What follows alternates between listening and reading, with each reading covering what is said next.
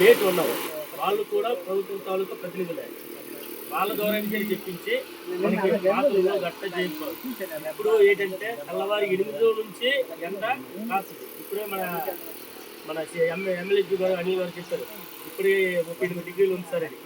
అంటే 9 దాటిన తర్వాత ఎవ్వరూ బయటికి వెళ్ళడానికి లేదు. ముఖ్యంగా పిల్లలు కానీ వృద్ధులు కానీ లేదా దీర్ఘకాలిక వ్యాధులు ఉన్న వాళ్ళు కానీ ఎవరు వెళ్ళడానికి లేదు.